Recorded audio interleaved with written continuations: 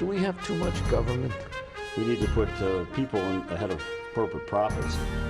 This system is so lopsided. This threat is a real threat to democracy. And I think that's really important. That's something we haven't been doing in this country for a long time.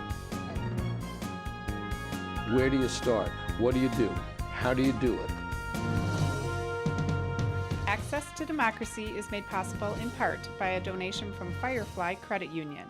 Firefly is the new name of U.S. Federal Credit Union, which has proudly served the financial needs of the Greater Twin Cities community since 1925.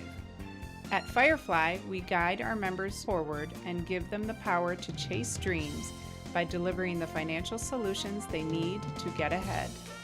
From checking accounts to mortgages, we'll light the way. We are Firefly Credit Union, and this is Life Illuminated. And Dr. Charles Crutchfield of award-winning Crutchfield Dermatology in Eagan, acknowledged as one of the nation's best physicians.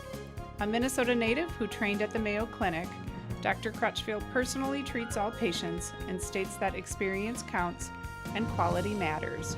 Crutchfield Dermatology. Look good, feel great, with beautiful skin.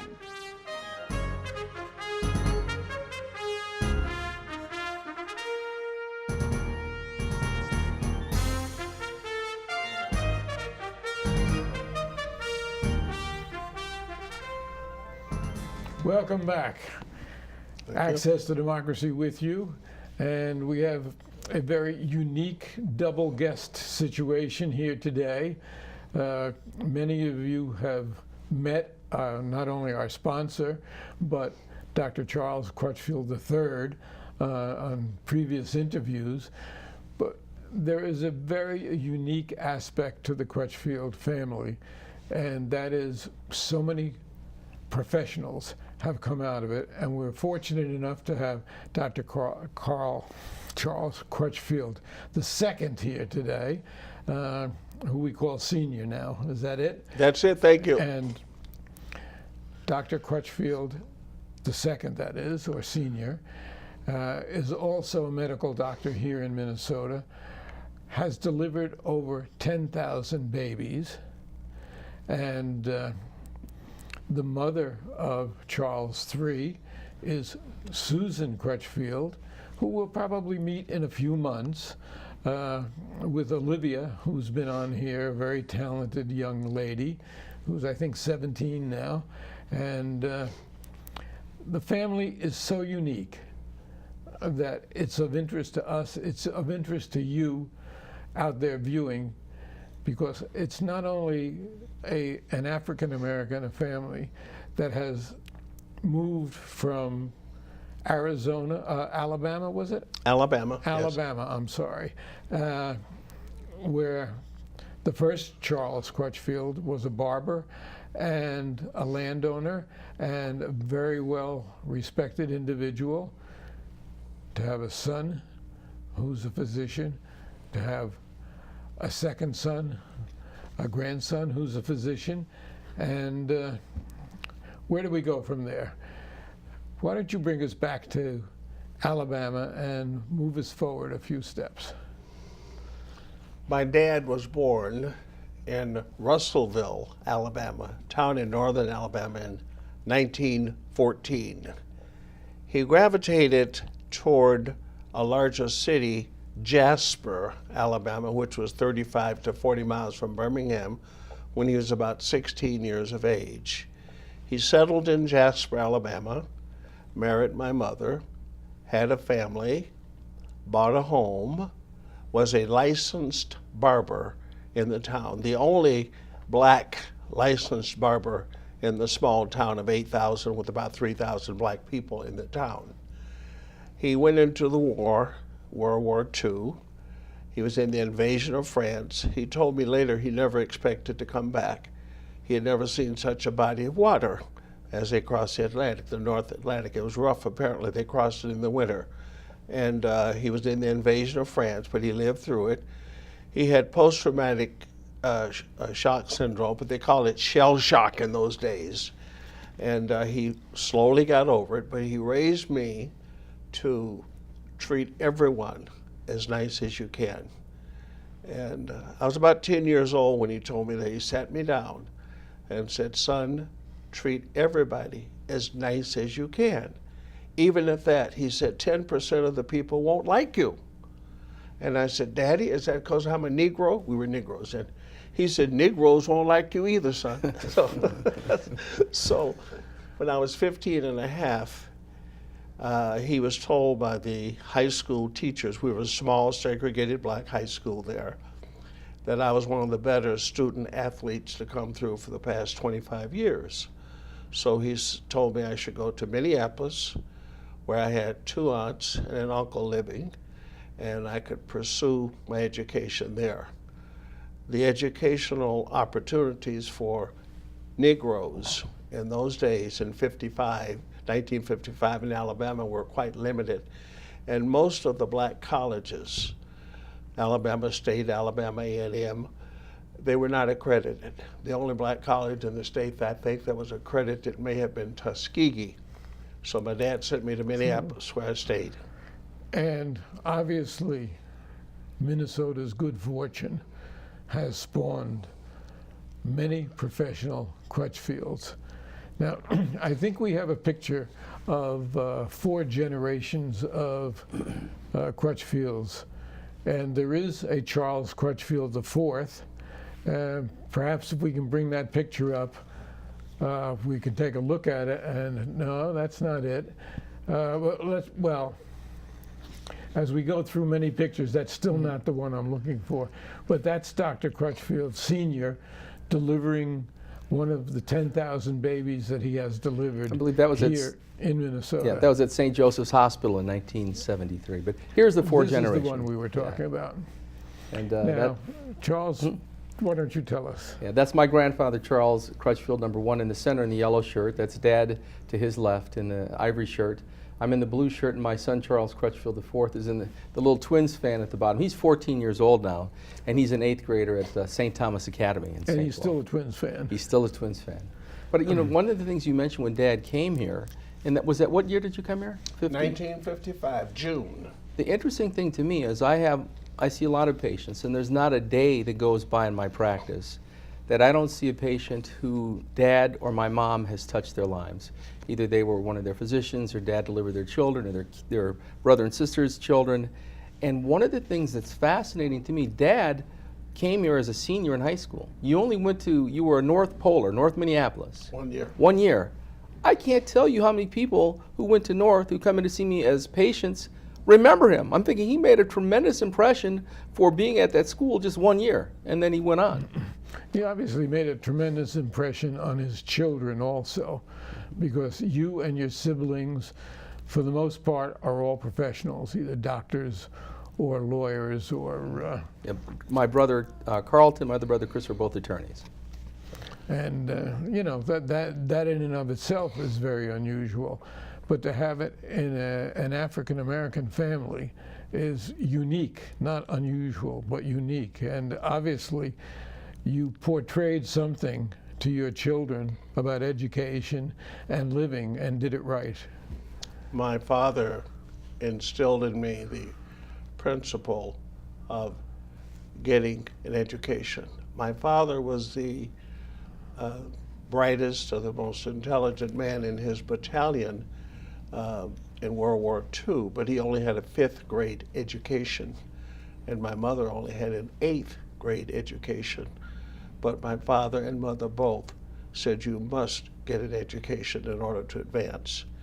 Now, this is not part of the program, Mr. Miller, but I have a younger... Alan, please. Alan, yes, sir.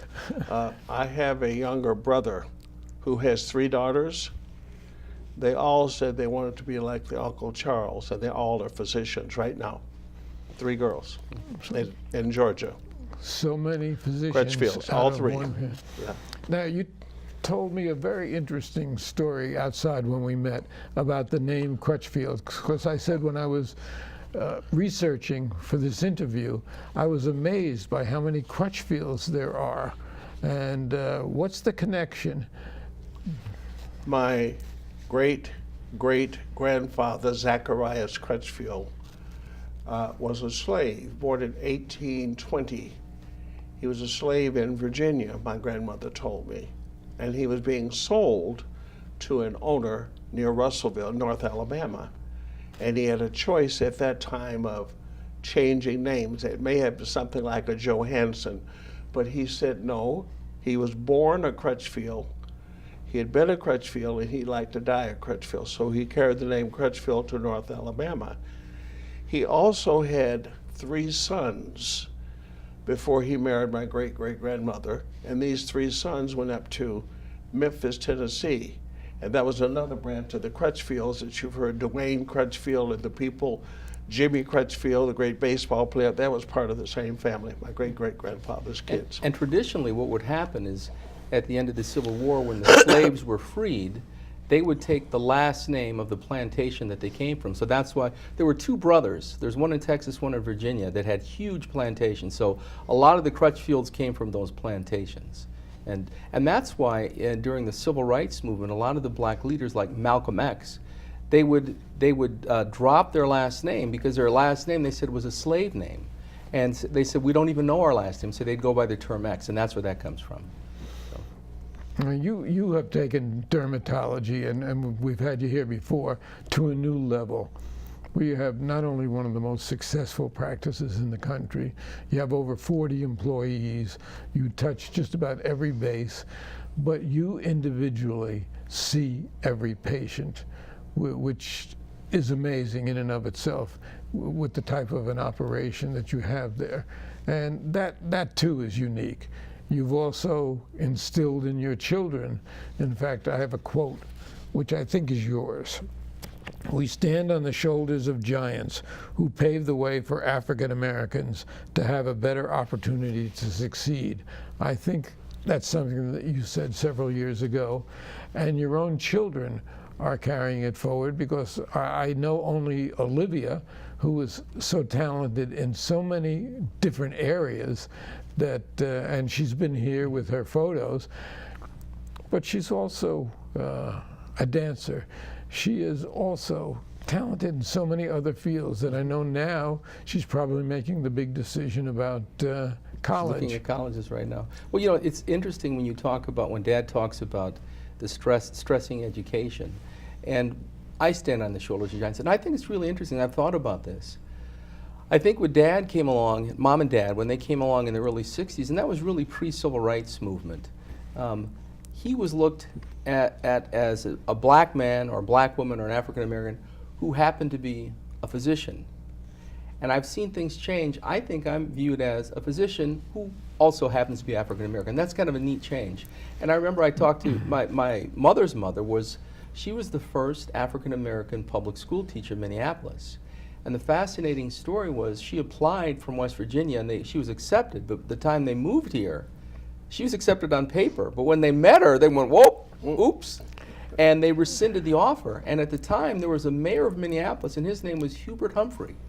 And Hubert Humphrey went to the school board and said, either you keep your offer or we're going to go to war. And the school board backed down, and they hired my grandmother. But I remember as a small child, I don't think Dad remembers this at all, but I remember it very well.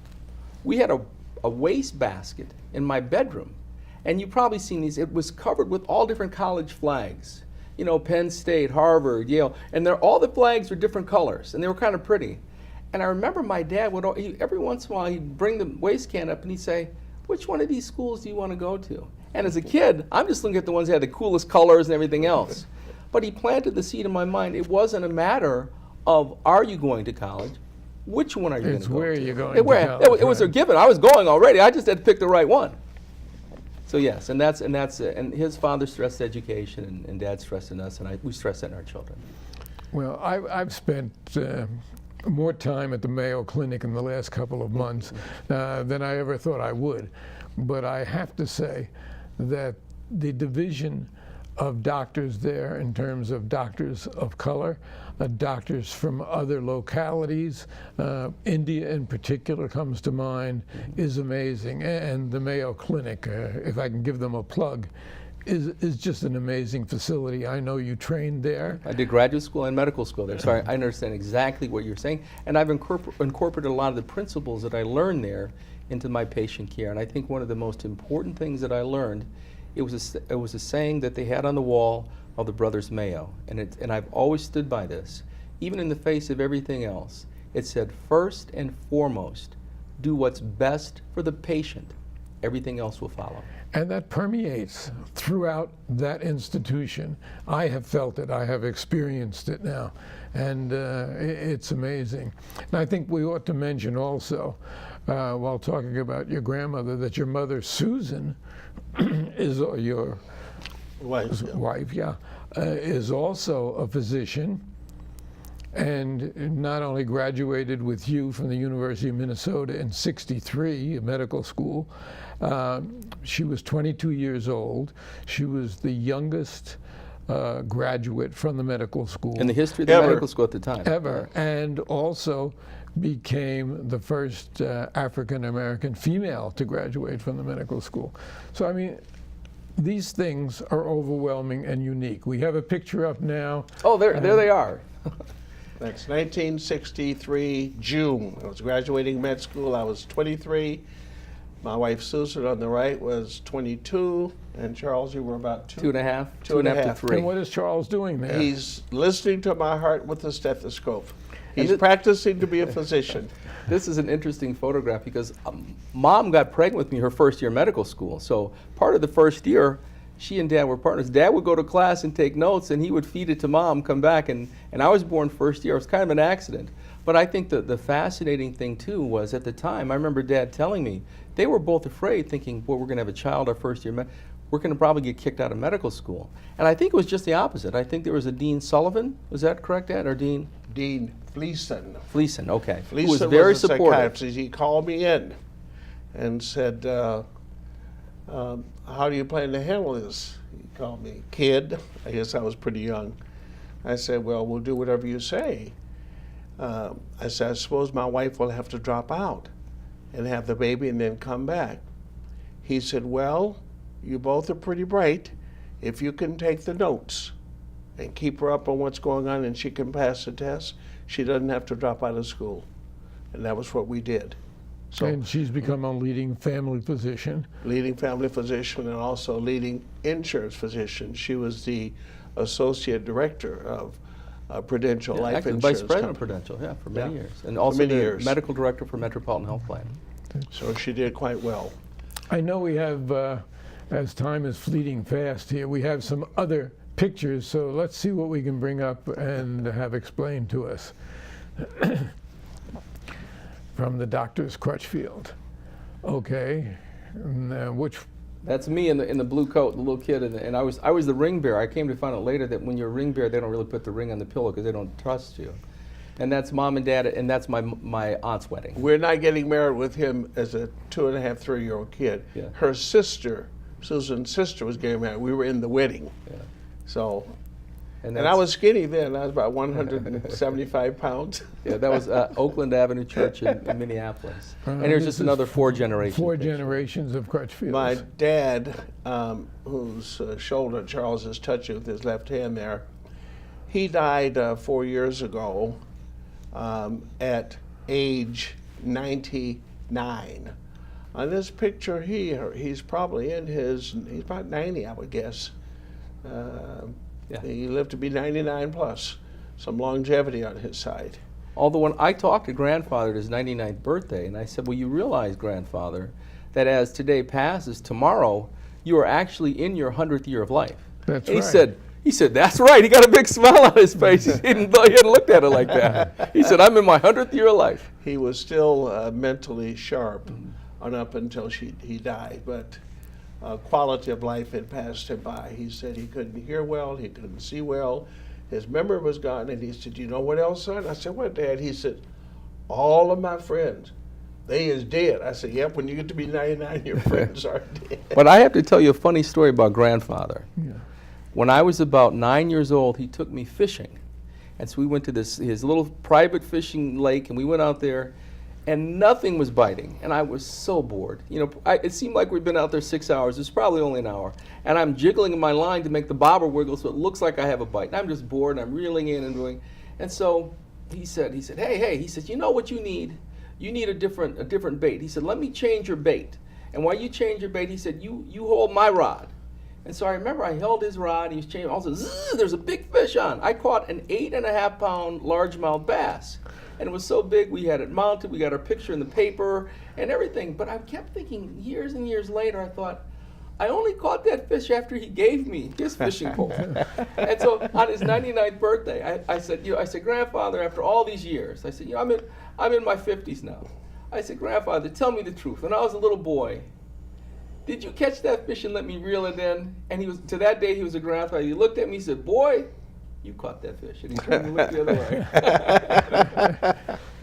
So that was a great story about my grandfather. So, Senior, how have you seen the practice of medicine change in over 50 years that you're practicing? It's changed tremendously. I'm semi-retired now after practicing over 50 years. When I came into medicine in the 60s, a lot of medicine had to do with hands-on, listen to the stethoscope, get an occasional x-ray.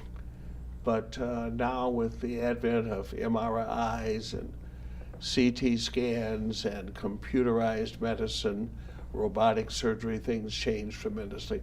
In general, for the best. We also have come up with many diseases that we didn't have when I was a kid. I realized early in my career that there were diseases that there were no names for. People would attach their names to these diseases, but over the years, these diseases have become well known to people now, and because of the ability to catalog these diseases, the Mayo Clinic probably has hundreds of thousands of diagnoses, symptoms, and diseases. So the overall influence has been very positive. We no longer listen to the stethoscope and do I hear a rhonchi that's probably pneumonia. We can get a picture and tell exactly what it is, get a culture, tell what bacteria may have caused the pneumonia, and then go and pick an antibiotic as to the most appropriate treatment for this particular infection. Now, there's some downsides to that also, but in general, it's been better. But the old hands-on bedside matter has been somewhat lost. But I remember when Dad started the practice of medicine, you trained at the University of Minnesota, and I have to give a plug to you.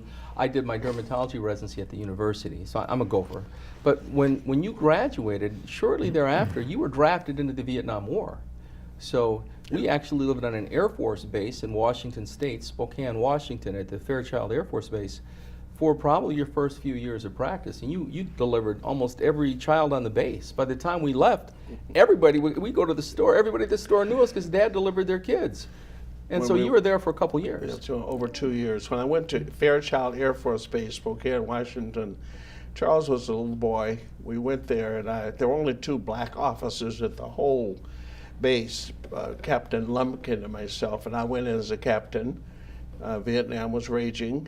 And as we came in, you may not remember this, son, but I told you that we come in now and people just look at us and wonder, who are you? In the officers' quarters. I said, but by the time we leave in 3 years, everybody will know us. When we left 2.5 years later, as we left the PX, the commissary, everybody, hi, Dr. Crutchfield, hi, Dr. Crutchfield. You remember that? Yep, Everybody knew us. I said, by the time we leave, everybody will know us, because I had been lucky enough to become the head of the OB/GYN department at Fairchild Air Force Base Hospital. And because of that, I was able to deliver a lot of babies and pass on a lot of goodwill.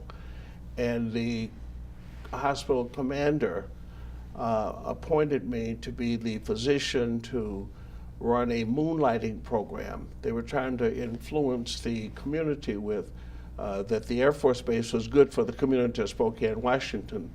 And he had the doctors on the base, and he appointed me as a head person to go to Deaconess Hospital, downtown Spokane, and do the night work, the moonlighting, the emergency room work, to prevent the private physicians in Spokane from having to be up at night.